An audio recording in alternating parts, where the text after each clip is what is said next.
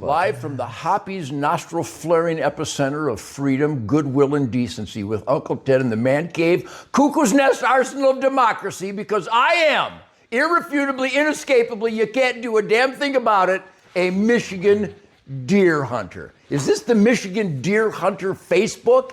Technology like the global, you know what a Radio Free Europe was? Are you old enough to remember Radio Free Europe?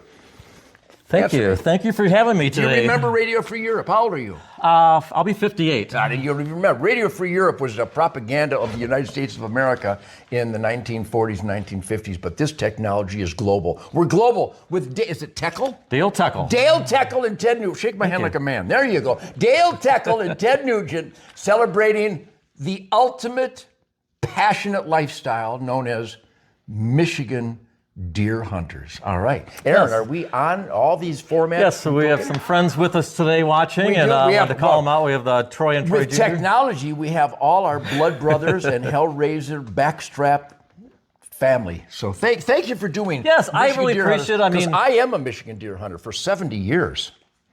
Yeah, it's been very passionate in my life. 77. So what do you got on your mind today, Dale? All right, so I thought, first of all, we want to talk about, you just got back from Wisconsin on tour. I did. And well, you not had a huge tour. I didn't stay. A tour would demand that I spend the night in a hotel. Never going to happen. So I do concerts because they need me, because they need real soul music with effervescent backstrapdom.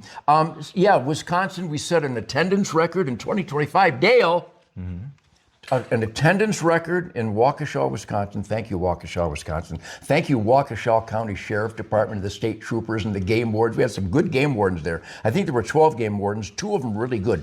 Anyhow, we set an attendance record, a beer sales record, which is the ultimate indicator, and a merchandise record in 2025. Thank you, God, for this great career. I love my music. Now, was told, am I correct on that? That was one of your, or is it upcoming, your 7,000th My concert? 7,000th concert will be in August, on August 26th in Lexington, Michigan. That'll be my 7,000th concert. That's why I have ammo bags under my eyes.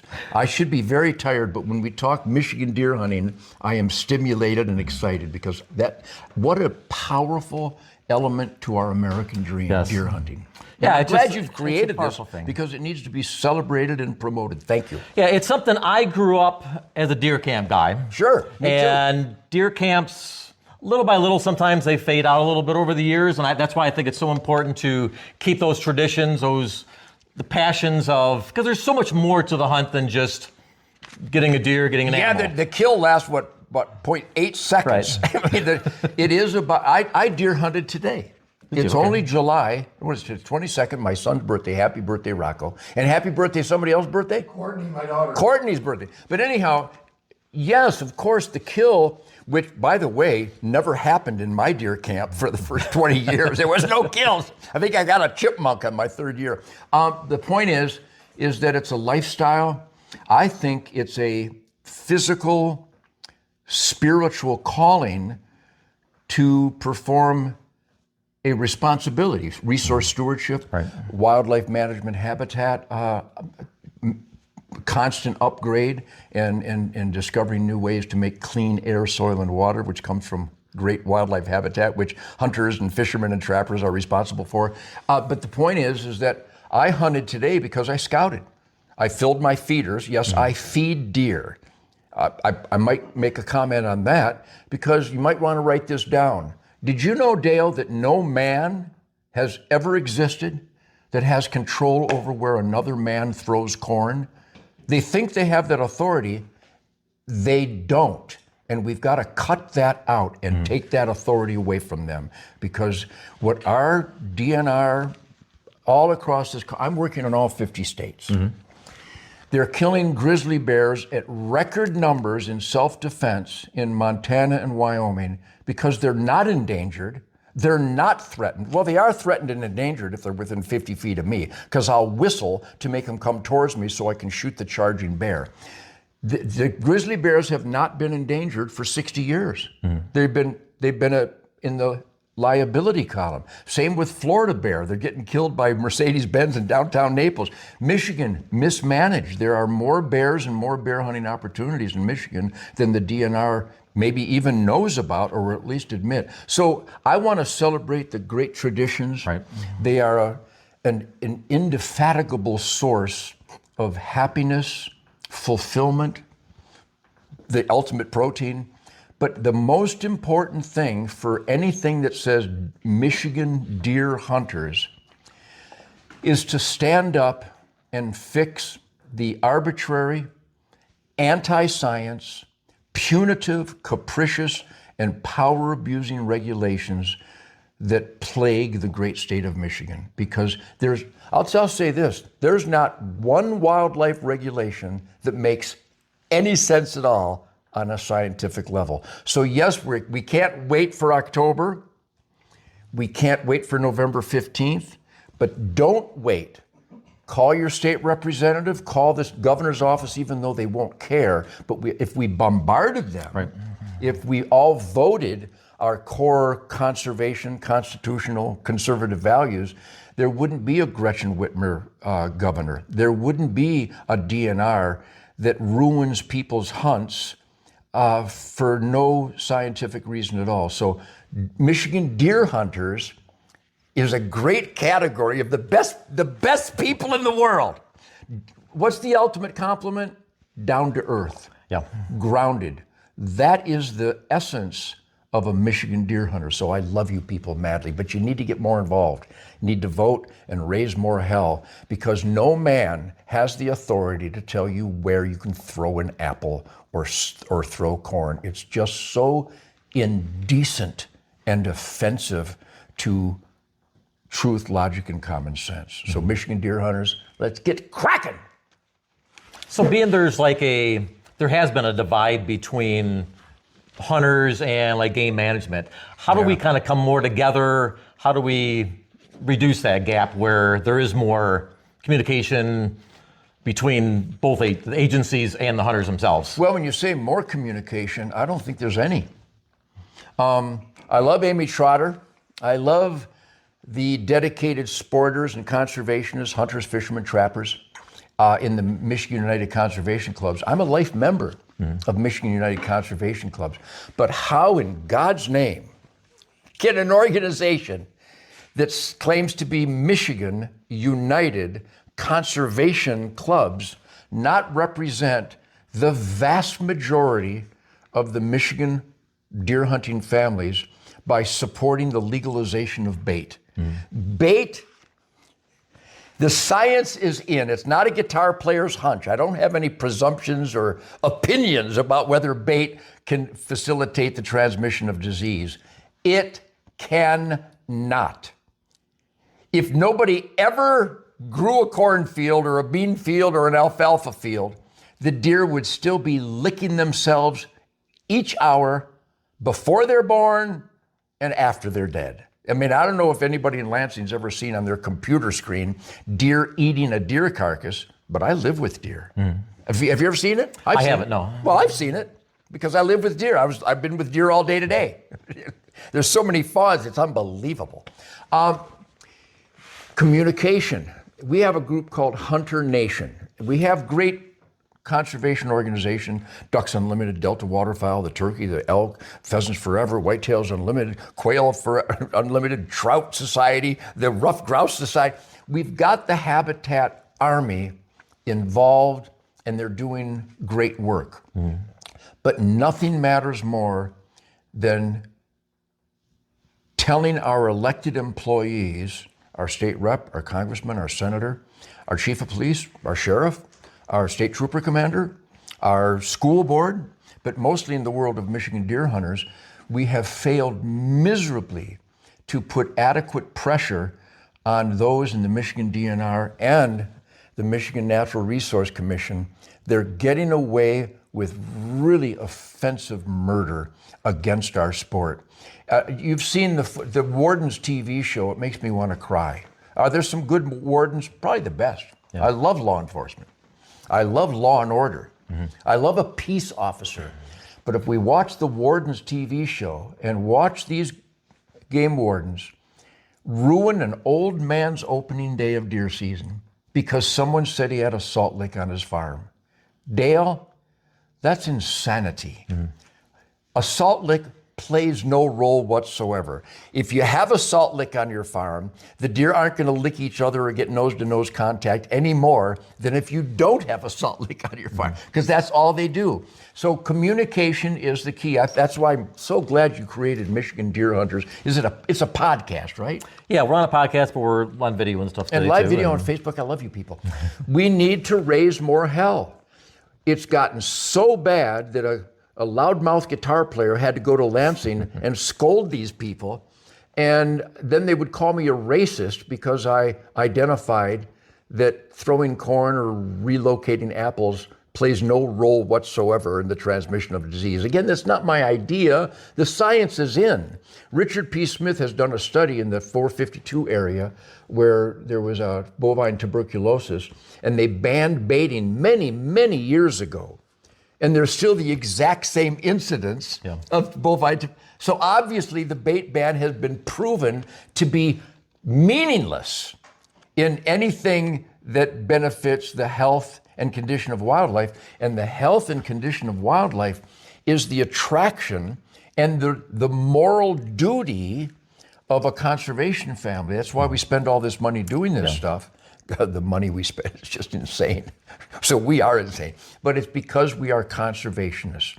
We want those wildlife animals. I got 66 species of birds on my swamp here. And I know them all. I can tell by the way they fly. And with my hearing aids, I can tell by the way they sing. The point is that when we optimize the management for deer and turkey and waterfowl and elk and bear, it benefits every living thing, especially humans, because that's where clean air, soil, and water come from. So your point about communication, there's nothing more important.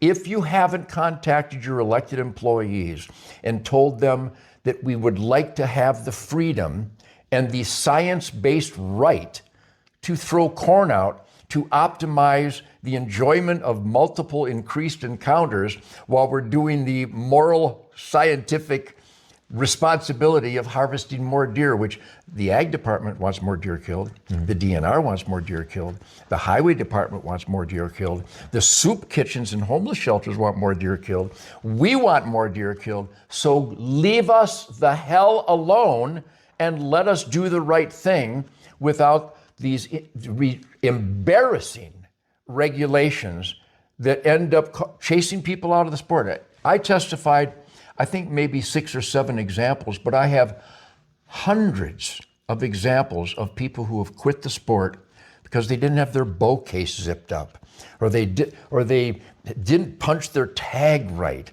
or they didn't call in and report the deer. For example, my name is Ted Nugent. I'm not going to call in and report my deer.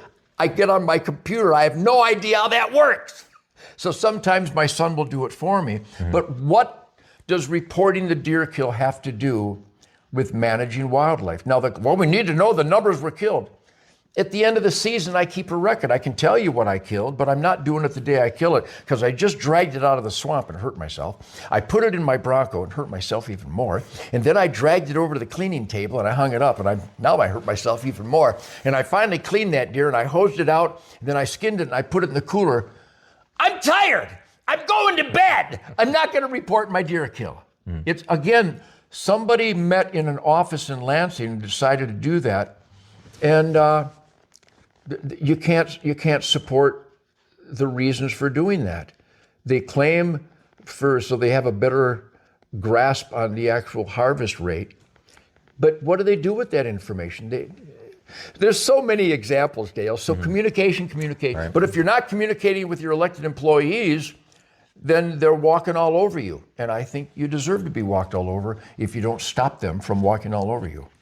Now, another topic that you've been very adamant about is hunter recruitment, not only for young kids, but for adults. Yeah. And what can we do? Now, I was last year involved with the Michigan Deer Initiative and got to know some great people through there. And they ignored you. And the DNR ignored you. Right. I happen to know that people really care, And we actually give them information from boots on the ground from our farms and our properties and the state land and the federal land.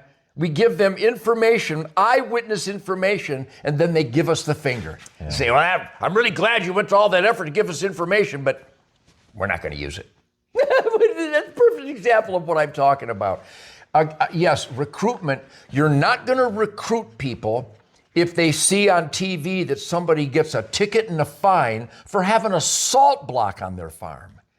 And people tell me, at the sushi bar, at the Common Grill restaurant, at the M60 Grill, at Brigham's Hardware, at the Trails End Coffee Shop, at the Powers Clothing, at the Other Side Ice Cream in Jones, I'm honored. I'm humbled.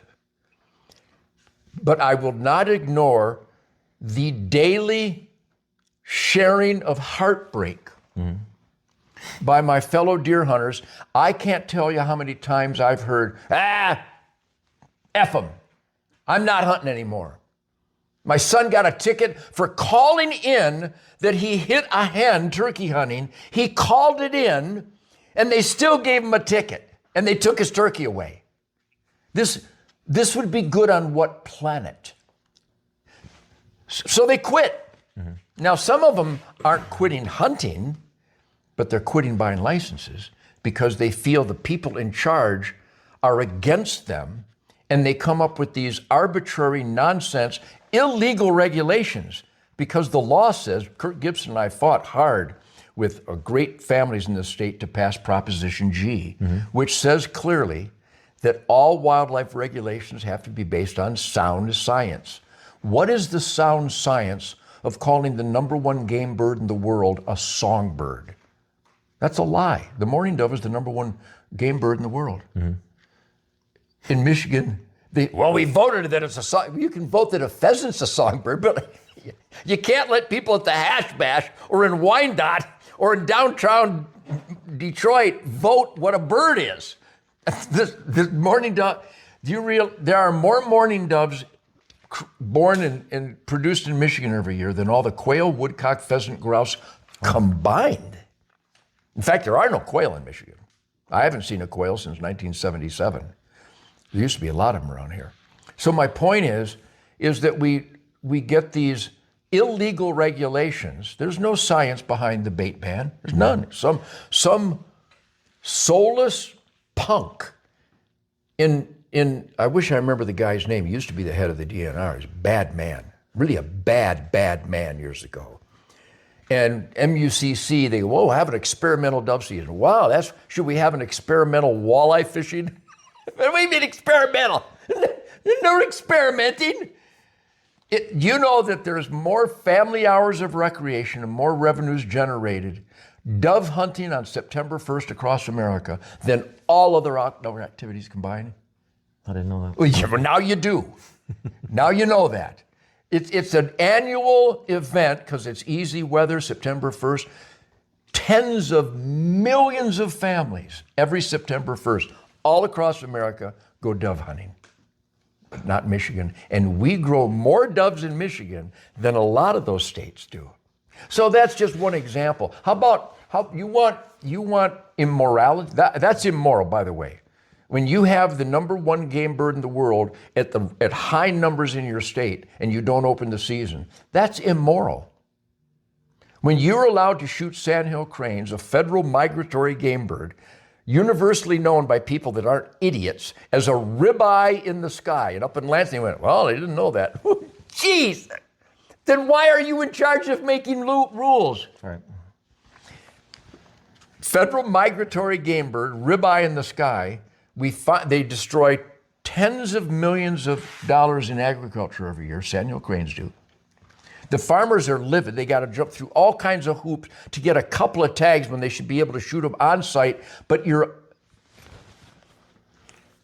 not allowed to eat this magnificent ribeye in the sky. My name is Ted Nugent. I shoot sandhill cranes and I eat them because to not eat them would be immoral. The law is immoral. I don't obey immoral people.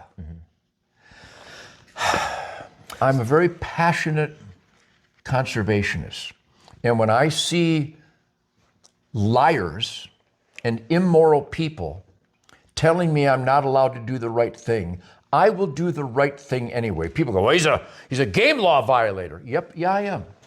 It's the law that I'm not allowed to put that deer out of its misery on 60 when there's 3 does flopping, all their legs are broke, and people are standing around, a bunch of idiots. And I'm supposed to call somebody to put those deer out of their misery? I don't call anybody. I get people out of the way, I make sure of my background, and I shoot each deer in the head. And I offer up the backstraps because I'm a generous man. And if they don't take them, I take them. So I broke that law. It's a bad law. And when someone says, well, Ted, it's the law, would you arrest Rosa Parks, black lady on a bus seat? Or would you think and go, you know, she's a human being. I think she should sit wherever she wants to sit. But people would actually arrest her. Would you shoot Vicki Weaver and her son because the ATF tried to pawn a shotgun that's 1/8 of an inch too short? She's dead. Yeah. Well, it's the law. It's a bad law. And if you force or enforce a bad law, you're a bad person, and I dismiss you. So let's grow some balls in this state. Here's what I would do. Here's what I do. Deer season in Michigan, archery, we love Fred Bear, don't we?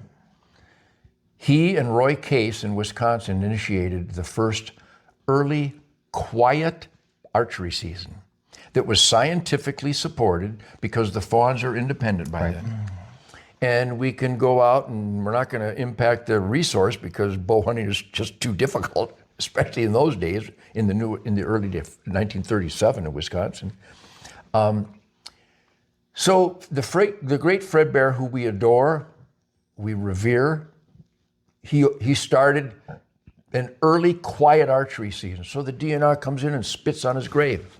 So now we got the veterans season and the youth season with shotguns going off in September, but only on the weekends because the overpopulation of doe don't need to be managed after Sunday. It's just nuts. So here's what I would do, Dale Techel, as a Michigan deer hunter. Statewide, archery starts September 1, but it's too hot. It's the same temperature as October. And if it's too hot, stay home. September 1 to March 1st, archery season. Wayne, Oakland, and Macomb County, no bag limit, no tags. Now, people will just go berserk when I say that. Well, what if they shoot one up north and claim they shot it there?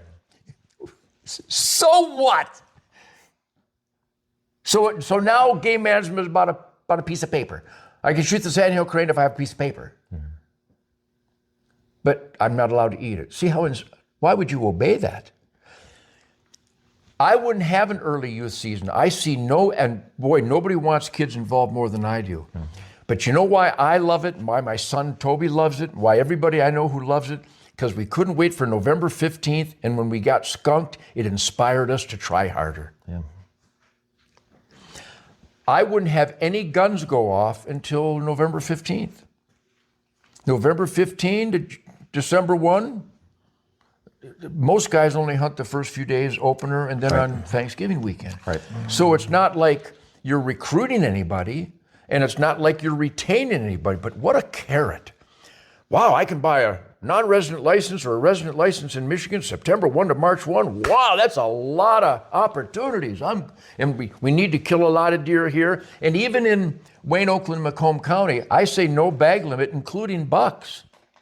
You think that family in the van is going to avoid a deer because it has antlers? They're just slaughtered on the highway. We went down to the Rouge River, and there was one stretch of the highway where we counted over 50 deer, a dead deer every 100 yards. Wouldn't they be better utilized to sell licenses, food, lodging, restaurants, beer, ice, if that's what you like, soup kitchens, homeless shelters? We need to get more involved with the Sportsmen Against Hunger and the Hunters for the Hungry programs in Michigan, because those deer shouldn't be destroying vehicles and killing people and riding on the highway. They should be feeding our fellow Michiganiacs. So I would go September 1 to March 1 for archery, and in some areas, unlimited doe tags. Now, there are some areas in Michigan where they don't have a lot of deer. Yeah. But who's going to know that? The people that live there. Right. So that communication should be delivered to the DNR and the NRC, and those areas should have a bag limit based on the actual population dynamics.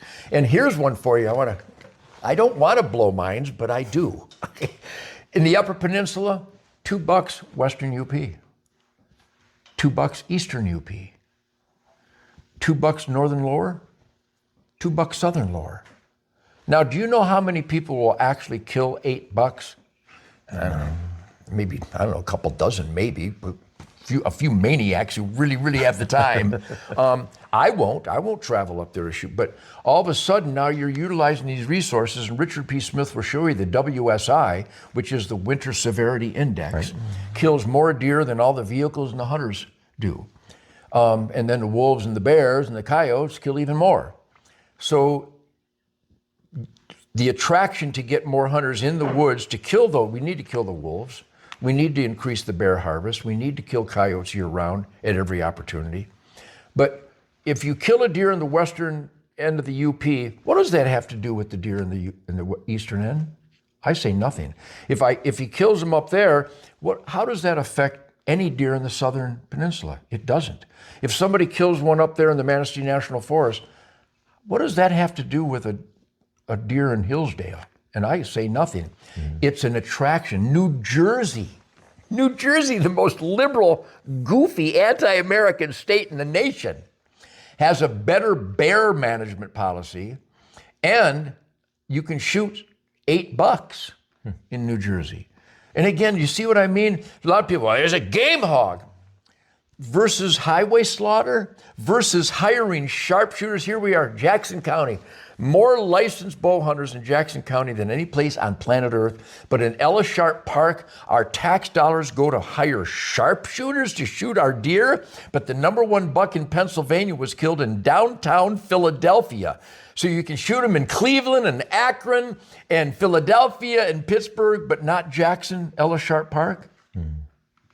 So I dare somebody to try to tell me why a bow hunter can't go bow hunting in the Ellis Sharp Park. Well, there's people that are walking their dogs. They can walk their dogs 7 months a year. And if you still walk their dogs, and we're shooting from a tree stand, we're not going to shoot hikers or dogs. We're deer hunting. And Michigan deer hunters are the best hunters in the world. Yeah, and there's been topics lately and some groups that I've gotten to know that are starting to, because you deal with the southern part of Michigan, and there's just overabundance of deer in the southern parts. Dale, I went for a ride between here and Hillsdale the other day, taking all the back roads. I lived with deer for 77 years. I live with them. I'm with them all the time. I hunt them every year, hardcore, every day. I hunt every day. I'm extremist. I'm radical. I'm a free man. To be free, you have to be an extreme radical.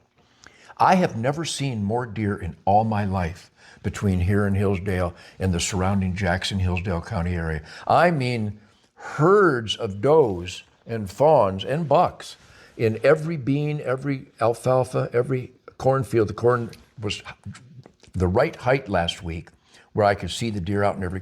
So my point is like, how do we get in those areas maybe that are closed off by regulations or farmers? Get rid of the regulations. They should only be determined by landowners. Mm-hmm. And I'm a wild man. You know what I did all my life? I knocked on doors. Yeah. And every farmer wants deer killed.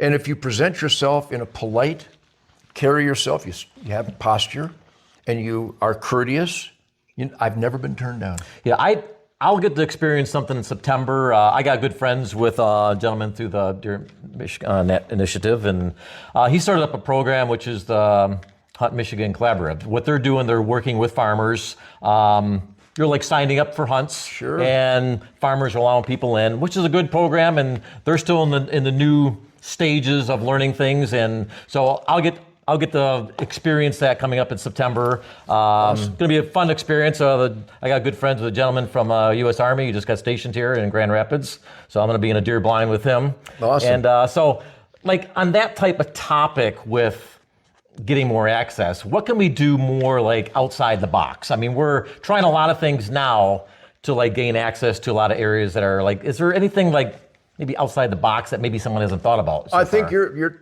talking outside the box, Yeah. but I again, we need to be more aggressive. Hunters, what the state record a couple years ago was killed on 5 acres over there west of me here. So you don't need to be a big landowner. You need to knock on doors and again, present yourself in a polite way, offer to do some work, maybe offer a stipend, certainly offer venison, but I don't know a farmer that doesn't want more deer and more sandhill cranes and more turkeys killed.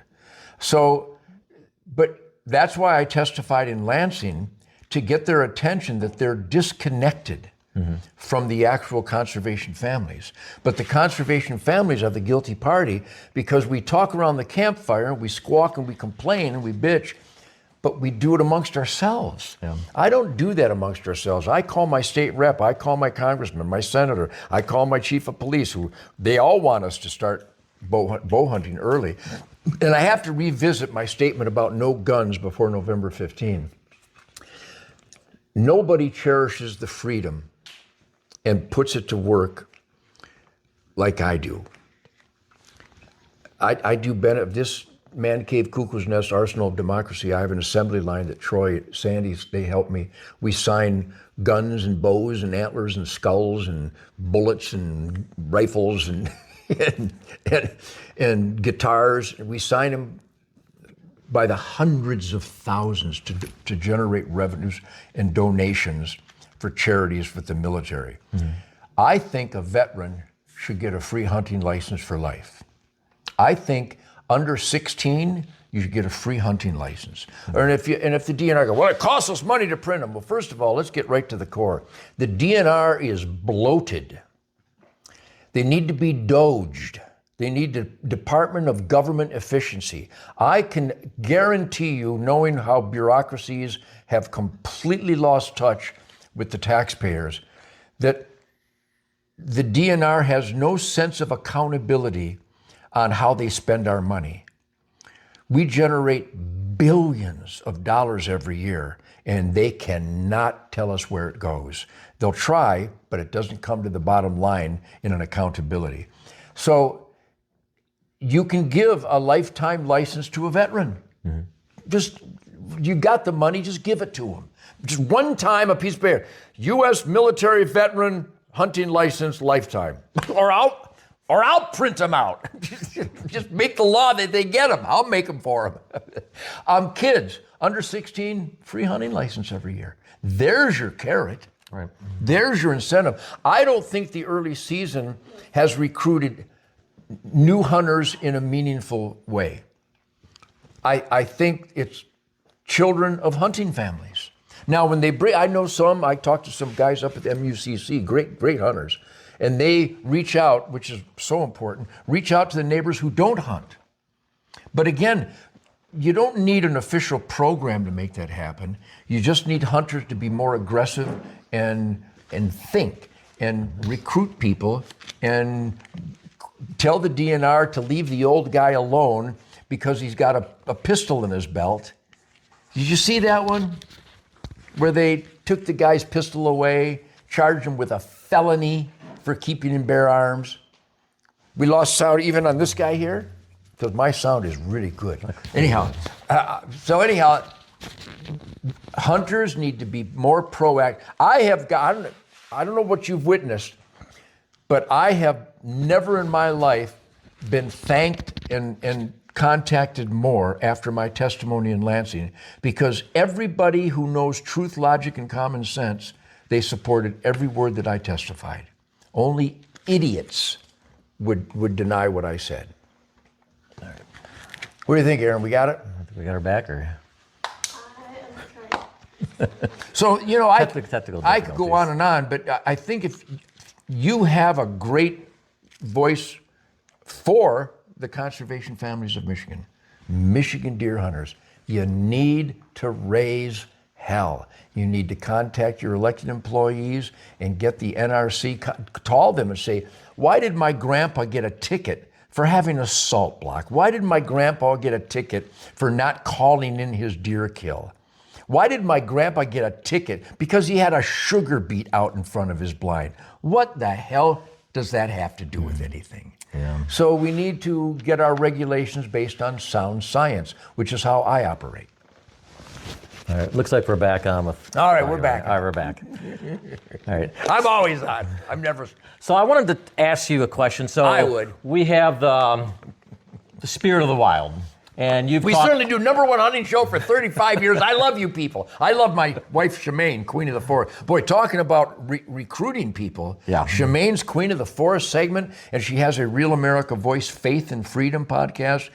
Shemaine delivers the same exact message as I do, but a little sweeter. She's a little more gently than I do. So the women, you had Michelle Bachman on. What a great ambassador for our sport. Tiffany Lakoski. There's so many gals out there that have shown that this is not a Bubba sport. It really is a family endeavor, recreation in its ultimate sense, recreating our spirit. But yeah, Spirit of the Wild, we're now on Pursuit Channel 8 times a week, and I thank everybody because it's different. We don't produce it, we don't edit it, we just turn on the record button and I go hunting. So you follow my page, and I know you comment quite a bit, and I appreciate that. Yeah, I don't know how it gets on there, but I do when I see it. I'm a Michigan deer hunter, so I want to talk to you guys. So I wanted to ask you, so myself, my page is very orientated against or around camaraderie, community, or all conservation. Important, but not as important as fighting. Another thing that's very important is my faith, and I always bring that forward. You've talked about, you're God-fearing, Bible-thumping, Gibson guitar playing man. I'm not a Bible thumper. My wife's the Bible thumper. But let me, I know where you're getting at. So when you're in the woods and you see just the creation and just the magical moment when you're out there, talk about that match. So for someone that's never experienced walking out on opening day and the emotions that thrill going through your body. Well, that's why we call it the spirit of the wild. If you don't believe in God, you need to go into the woods before daylight and sit down, open your mind, open your heart, open your spirit. It's what we do. Mm-hmm. My favorite part of life is walking through my pucker brush tangled swamp here in southern Michigan an hour before the sun comes up, and I can't believe I haven't poked out my eyes and completely shredded my face because I go through these thickets. And if you sit down and watch God's miracle start up again for another day, there's no Big Bang Theory. And then you take it to an ultimate lesson. When you gut a deer, big bangs don't make lungs and livers. The spirit of what we do, right. And I believe the vast majority of conservation families around the world, I've hunted with them in Scotland and all around Canada and Africa. It is the spirit of the wild. We are driven responsibly and morally to participate, not to be spectators of God's miracle, but to be participants. And there's again, I don't know how this technology works, but some organization called Protectors of Wildlife, they condemn trapping, they condemn fishing, they condemn hunting. And I'm going, what a scam. How dishonest can you be? Can you imagine, don't have to imagine, 1 year without harvesting deer and elk and bear and turkey, just 1 year failing to do resource stewardship, conservation management 101, there'd be no clean air, soil, or water because the deer and the wildlife would overtake the habitat and destroy everything. We've seen it, Brown County, they wouldn't allow hunting in Brown County, southern Indiana. My guys, my Ted Nugent World Bowhunter guys, we testified, and it was because there was no hunting allowed, the deer were so overpopulated, they were slaughtered on all the surrounding roads. It was a moonscape. There was no grass. There was no leaves. There was no vegetation. The deer were ribby, and you could walk up to them and kick them. They were so sick because we need to protect the animals from the hunters. How cruel. To end hunting, fishing, and trapping when you pursue it and manage it based on sound science, habitat carrying capacity, population dynamics, winter severity index, and in the asset column as a renewable resource. When you fail to do that, it is cruel to the animals. Yeah. So when I go hunting, there's a bunch of, I did videos over the years on Spirit of the Wild, and I wax poetic, where I talk about that I am a humble servant. You know who I'm speaking for right now?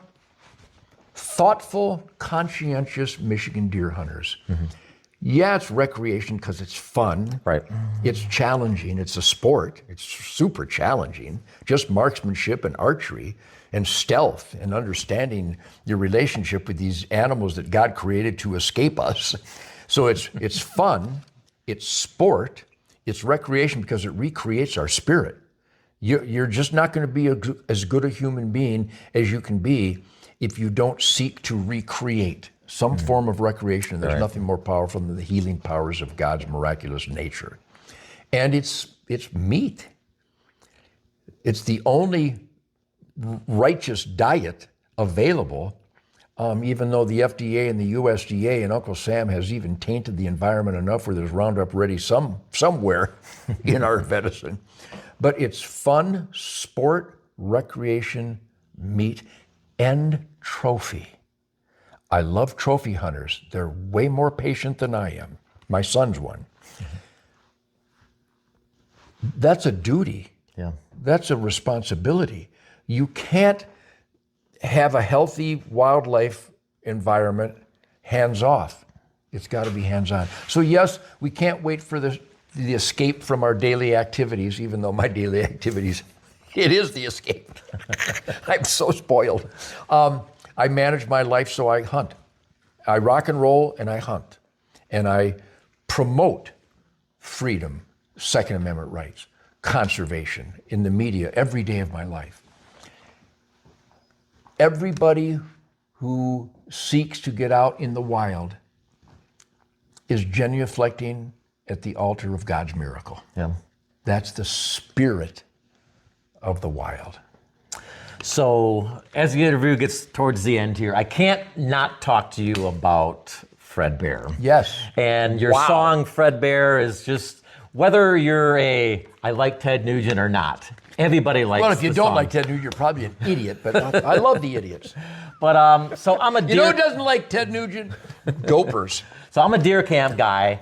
I want to hear a deer camp story, two of them. One with like your dad, your family, and one with a Fred Bear. Dale, I've been clean and sober for 77 years. Mm-hmm.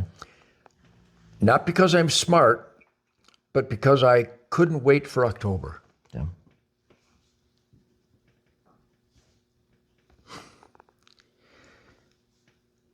We would go north every October. As a little boy, I still got my bow from 1953. And we'd stop at a little shack in Grayling. I didn't know who Fred Bear was. I was just a kid. Yeah. I wasn't even a kid yet. I was like a toddler. I toddled this morning. And I just wanted to play Chuck Berry music and shoot my bow and arrow on the Rouge River. Mm-hmm. I mean, from the time I could walk, I did a little softball. What do you call that? Baseball. Wiffle ball or? I don't know. It's a wiffle ball. Anyhow, right? I played a little bit of ball. I did a lot of hockey on the Rouge River. I think I had double runner skates. Because I'm talking as a child, right. 3, 4, 5 years old, I already had a bow and arrow. So we'd stop, and I didn't know nothing. I was just a kid. But there's this tall, skinny, lanky man in his little shop that said Bear Archery over the front. And something about him, probably the fact that the walls were lined with arrows, which, by the way, were made by George Nichols at Jackson Archery, who I have George Nichols bows hanging up here. Founding father, George Nichols, Raleigh Harms, Bruce Gilpin, the original guy. They were hunting in the 40s, bow hunting. Well, every year we'd go out. I just couldn't wait to meet this Fred Bear guy. I still didn't know anything about him. I just knew I got practiced my guitar to play Chuck Berry licks and try to hit that chipmunk with my bow, which I did almost every time. God, I could shoot. It was awesome. And we go to Miller's Feed Store on Grand River, where they had all these beautiful Port Orford natural turkey shield cut arrows, and I might be able to buy one or two because I'd cut lawns and paint fences and sell night crawlers. And I just couldn't wait to go to this little shack in Grayling. And this guy named Fred Bear, he and my dad would talk eventually. We'd spend a little extra time there, and we'd go to the Grayling restaurant and have cherry pie and chocolate milk. And he was a funny guy. Yeah. Until I realized that this is my bow hunting Chuck Berry by the time I was 7 or 8, 9 years old. And I think I was more excited to stop at Fred's shop than to actually go bow hunting. I'd follow my dad through the woods with the MA3s and the original Bear Razorheads and the Bodkins and the Hillbreeze. All the older guys are going, I remember those. You're too young. Yeah. Does those ring any bells? No. The Bodkin, I got Bodkins. I got Hillbreeze. I got the MA3. I got the MA2. I got the Howard Hill brought in. So I was there. We're talking 1953, 1954. So by the time I was 8 or 9, I realized who this guy was, because now he's on the cover of True magazine with a polar bear and beat the hell out of my Songbird record. So he welcomed us. He was just a kind man. And then my dad was transferred to a Swedish steel company representative in Chicago in '65. And we moved there, so I missed 2 years of visiting Fred. But when I came back, I graduated in '67, and I went right to Grayling after I got settled with the Amboy Dukes. Played every night. It's just awesome. I had figured out the Chuck Berry licks by then, and I was shooting my recurves pretty good. Yeah. I still have my original recurves. And so I'd go up there, and now it's not a little shack anymore. It's the Bear Archery Museum headquarters. I'm like, that's awesome. And so I met Fred, and I was starting to get long hair. I kind of looked like a hippie. And Fred remembered me, but you could tell he was a little offish, because that generation was a little off-put by anybody that played Little Richard music, which is my favorite.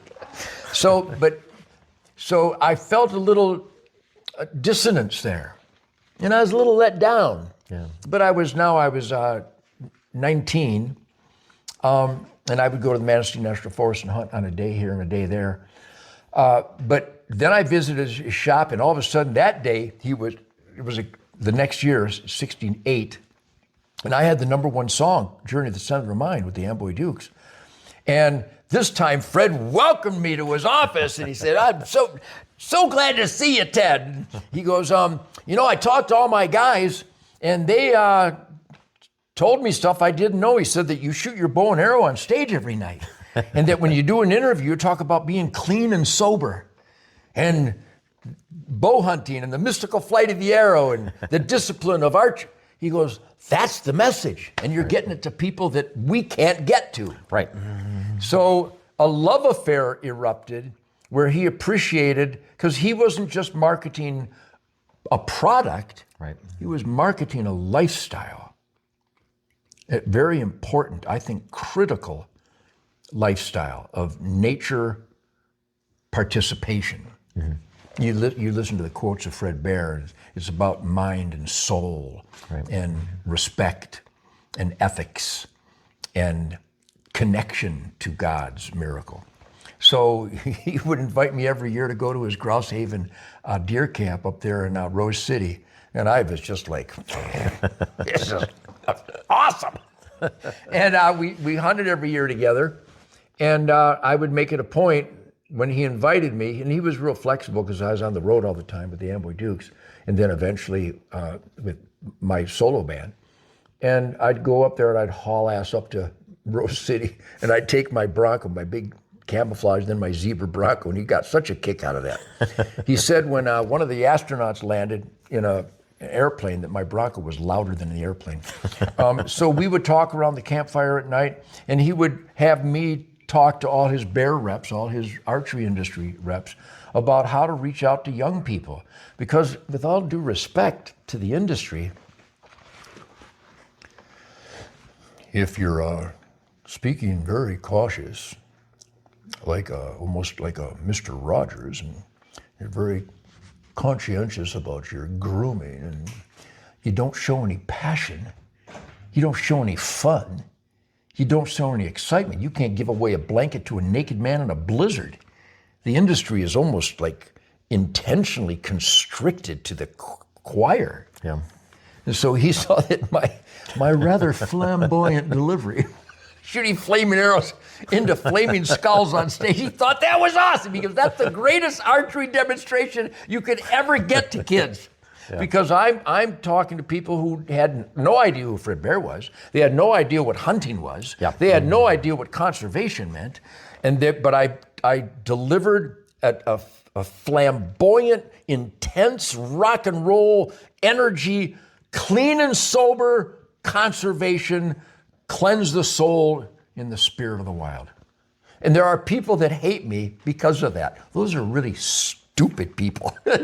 Well, he offended us when he said whack 'em and stack 'em. Well, you know, if you get 12 bluegills, that's a stack. You got a problem with that? How stupid can some of our guys be?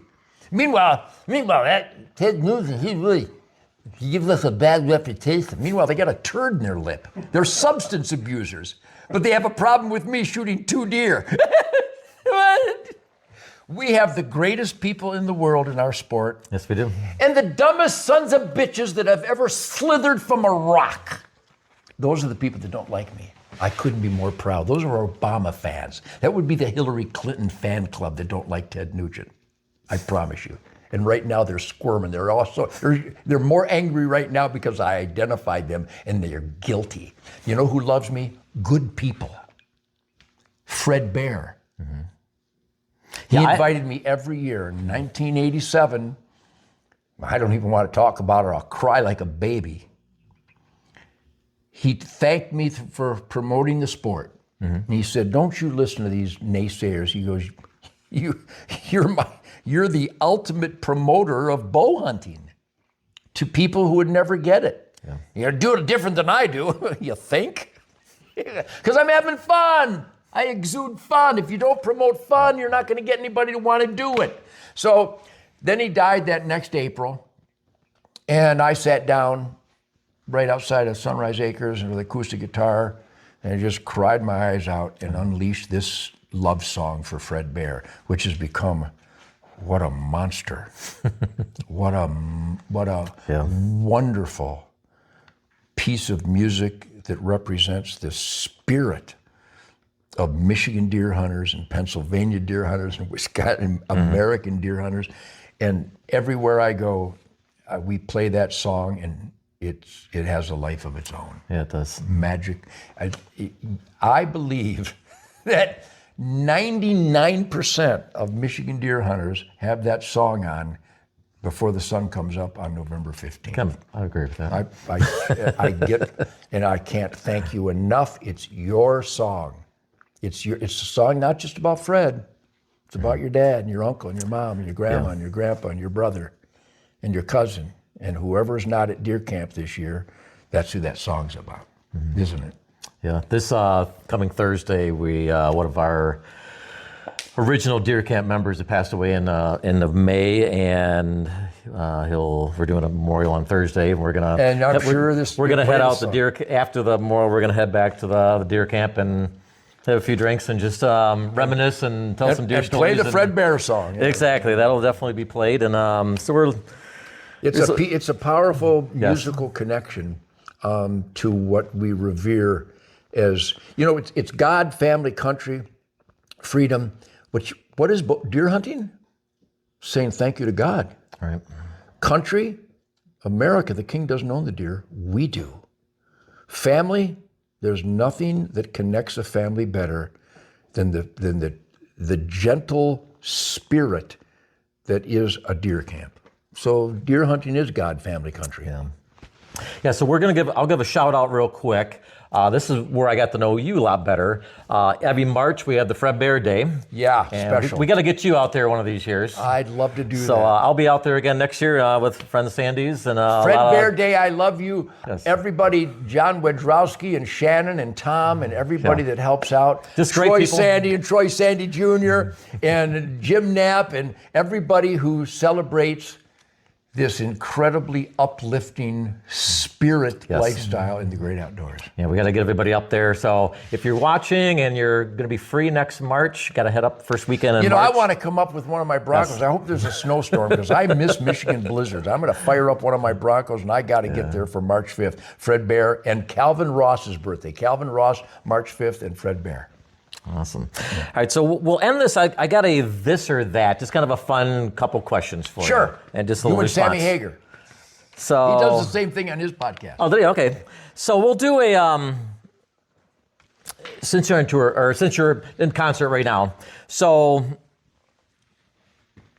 from 1975 comparing to 2025, which one ranks higher? Well, And that's probably a hard question. but no, it's not at all. You know what my favorite year is? 2026.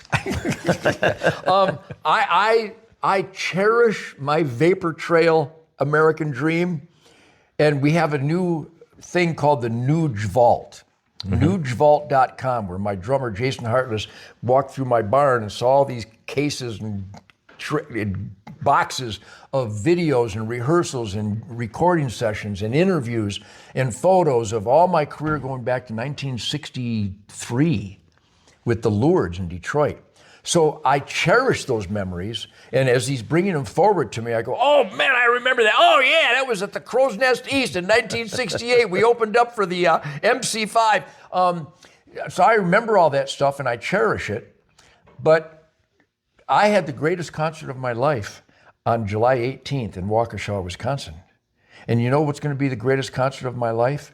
Lexington, Michigan on August 25th. And then it'll be eclipsed by the Lexington, Michigan on the 26th. Then my greatest concert ever will be on Saginaw on August 27th. Then my greatest concert of my life will be in Ludington on August 28th and 29th. And then in Paw Paw, Michigan on August 30th. That'll be my greatest concert ever. And then at Detroit, Freedom Hill on August 31st. That'll be my greatest concert. They just keep getting better. It really does because I pay attention. And like my hunting, I could tell you every deer I kill. I have a button buck mounted on my cabin wall and a yearling doe, my first bow kill and my first gun kill. So I don't want to hear what it's got to have 3 points aside. Well, who are you? So you're going to determine what is my trophy? I don't think so. I have a button buck mounted on my cabin wall. I remember the wind direction. I remember I got my Remington Corlock 308 190 grain ammo from Luke's Corner on Free Soil Road at Big Bear Lake for $5.95, and I wore my dad's Woolrich black and red outfit with my Herman Survivors a little before your time, but all the old guys go, yeah, I had a pair of Herman Survivors. I can tell you everything. The wind direction, hunting behind Shorty Jensen's farm in the Manistee National Forest as the sun came up back on that day, November 15th, 1968. It's like, pow, Yeah. I tried to go, 1, 2, 1, 2, 3. There was a shot every 3 seconds. It was awesome. Yeah. So I remember all that and I cherish it. But I can't wait. I'm going to go hunting at Sunrise Acres tonight for pigs. We went last night. I think I've been skunked 7 nights in a row because it's not a canned hunt. The little boy says he doesn't like green beans. He's never tried them. Shut up and eat the beans. If you've never hunted at Sunrise Acres, don't try to tell me what it's a canned hunt or fish in a barrel. If that's fish in a barrel, I need a smaller barrel and more fish because I get skunked more often at Sunrise Acres than I do on my open 1,600 acre. I have 1,600 acre swamp. Anyhow, so I'm going to have the greatest hunt of my life tonight. And I did last night with Shemaine. We didn't kill anything. Yeah. But I was with my wife in a blind. It was awesome. And we saw a piebald doe, and we saw a 1.5-year-old, about a 120-inch, 8-point velvet off in the distance, but no hogs came in. Fish in a barrel, my ass. See, people in our sports, and it's a lunatic fringe. Well, he shoots canned pet deer. What a weasel. What kind of weasel would say that? What kind of judgmental, small-minded weasel would claim he knows what this hunt is that he's never been on? You want the easiest deer in the world to kill? South Texas. I think they're stoned because they don't shoot them till they're 6, 7, 8 years old, so they've never been harassed. These deer, if you shake a can with corn in it, you have to self-defense. You have to protect yourself from them. So there's all different levels of challenge, and who can make the decision of how much challenge they want? An individual. Yeah. When I hunt my high fence ranch, it's 100% fair chase, free range, right time, right place, scouting, wind direction, stealth, aim small, miss small. I hunt the Manistee National Forest, and I have to do the same thing at Sunrise Acres or wherever I hunt that I would do on the Manistee National Forest. I gotta scout, gotta use the wind, gotta approach my stand in a sneaky, stealthy way so I don't disturb where the deer might be. I gotta secure myself in that stand. I gotta make sure that I don't have any obstruction. I gotta make sure I have a clean path to the anticipated arrival, and I gotta move slow and tune in. Where don't those rules apply? I've never seen them. I've never seen a place like that. So I live this stuff. I cherish this stuff, which is why I go back to our beginning. That's why I fight for regulations that are based on sound science to encourage participation, retention, and recruitment. And with bad regulations, you're not going to get retention, you're not going to get participation, and you're not going to get recruitment. So DNR, think, man. Let's think. I have a meeting with the DNR director and the NRC director because I raised enough hell in Lansing to get their attention that they cannot refute any of my testimony. Mm-hmm. My testimony is evidence-drenched truth, logic, and common sense that they have to address and they have to fix their failures. And that's what I'm going to demand and force upon them. Because they work for me. And the people go, I don't even live in Michigan. I'm a Michiganiac. I was born and raised here. America is my home, and I'm fighting bureaucrats in all 50 states because there's not one state in the nation that has proper science-based wildlife regulations, period. And people are pissed off. And when I'm pissed off, I go after things and fix them. Well, I wanted to thank you today for talking some topics, and I'm going to be seeing you coming up. I'll be at the Sterling Heights Freedom Hill concert. Oh boy, so will we'll I. see you there. And I also you'll sing Fred Bear with me, right? Definitely. Maybe you can give me a little tip here real quick. I won one of your the Pork Slam for coming up. Oh boy, here in September. coming up in September. So I'm much going to be there. fun. Delicious so any pork. tip on? I've never been pig hunting before. Well, you're going to bow hunt or gun hunt? I'll probably gun. Yeah, what kind of gun? I got a 450. Yeah, it can't go wrong. Aim small, miss small. Some of these pigs are like, they're such pigs. If there is a boar, which by the way, a boar is a male pig. We never had any feral Russian boar. The DNR sued me for my feral Russian boar, which never existed. I have as many feral Russian boar on my property as I have pterodactyls and T-Rexes.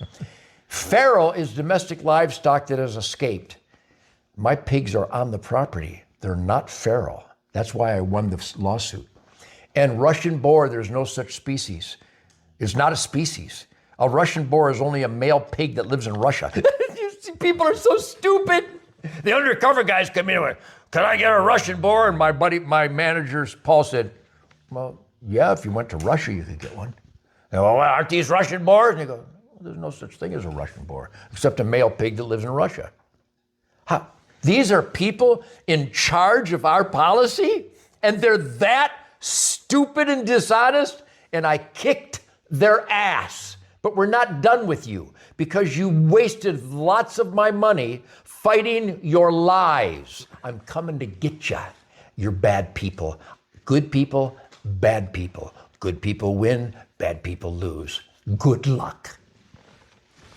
So yeah, just wait for the pig of your choice and shoot him in the shoulder. With a 450, you can, the Bushmaster, you're probably shooting the 300 grain stuff. It's all good, solid ammo. Just hit him right in the point of the shoulder, and you'll hear my favorite country song. It goes like this.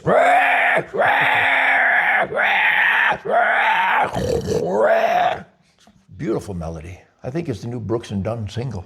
And then we head off to the barbecue, right? Oh, by the way, your taste buds have no idea. The pigs, they're wild pigs on Sunrise Acres. I've hunted pigs in Hawaii, California, Alabama, Louisiana, Georgia, South Carolina, Florida, Texas. They're wild pigs. They're not Russian boar, and they're not feral. Maybe some of them around the country are feral because they have escaped. Mine haven't escaped. But they're so delicious. Oh my God, that white fat on a free-ranging pig, it's candy. In fact, I'll give you some to take with you today because I love you and I'm such a sweetheart. But the pork that we have on Sunrise Acres, people literally get emotional. They go, "It's the best pork I've ever eaten in my life. I can't believe how..." Because the stuff at the store is bad for you. The FDA and the USDA has made sure that and the Michigan pork producers, that it's bad for you because it's filled with chemicals and growth hormones and antibiotics. Nice going. Those are the people that don't want us to have really delicious natural pigs. You pricks. Anyhow, do you feel the love? I do. I feel the love. Yes. So, when you kill your pig, it'll sing that beautiful song. And then when you eat it, you'll sing a song. It's really the best pork in the world. Sounds good. I look forward to it. And fun. What a great people around the campfire. Yes, that's the most important part right there. It really is. And I'll play the Fred Bear with the acoustic guitar. We have people come from all around the world to hunt. Awesome. Because I'm a fun guy. And everybody wants natural pork and the excitement of killing your own, knowing where your food comes from. Yeah. And then we have these wonderful campfires, just wonderful, great families. And I play some acoustic hunting songs and the Fred Bear song. Pretty special. Awesome. Well, like I said, I wanted to thank you because you've offered me some good opportunities and just some through Fred Bear event and things like that, and just you've been very welcoming to me. Well, I welcome you because you promote and celebrate this wonderful conservation lifestyle, and you're doing it with technology. But everybody can do it in their own way. Right. Everybody should be doing it. You don't have to defend hunting. Hunting is perfect. It's balancing the herds and the flocks every year. It's perfect. You don't want to mess with perfect, but you do want to promote it and celebrate it because there are animal rights liars, and there are anti-hunting scam liars, and there's the organizations that hate nature, and they hate those of us that make nature healthy. So celebrate it and promote it. Become a member of HunterNation.org. You should become a member of Michigan United Conservation Clubs and tell them that we, the hunting families of Michigan, we want to legalize bait. We want to eat sandhill cranes, and we want to have a dove season. And we need to increase the bear harvest so that they're in the asset column instead of the liability column. Record numbers of bear nuisance complaints up north, and they won't increase the harvest or the opportunities. There should be a spring bear season in Michigan. There should be a fall bear season. You should be able to buy a bow license over the counter till we reduce the nuisance complaints. Duh. And there should be a wolf season year round. And it's all wrong. Michigan DNR's got the whole thing wrong. They should be ashamed of themselves. But I love you so much, I'll help you fix them. Because I live with wildlife. I don't get my wildlife information from a computer screen in Lansing. I get it from wearing out boots in deer world. I'm a wild man. Well, thank you once again, Ted. Thank you, Dale. You're a good man. Good time and proud to be a fellow Michigan deer hunter. Yes, definitely. The best people in the world. Well, thank you everybody for watching today. You're listening to Dale's Deer Talk. We have a good podcast. We're on YouTube and a lot of other platforms where you can listen in to our interview today with Ted Nugent, and we're from Jackson, Michigan. And once again, thank you and have a wonderful day, and Happy hunting, Ted. Yes, celebrate that sport, promote that sport. Let's get our rights back in Michigan. The Second Amendment says we can keep and bear arms because it's an individual right from God. Why would they question someone keeping and bearing arms in Michigan? If you wanted to identify an infringement, it would probably sound like, in a case inaccessible to the occupants. It's insanity. I get to keep and bear arms. It doesn't have to be in a case inaccessible to the occupants. It says shall not be infringed. Michigan infringes. Let's get this stuff right.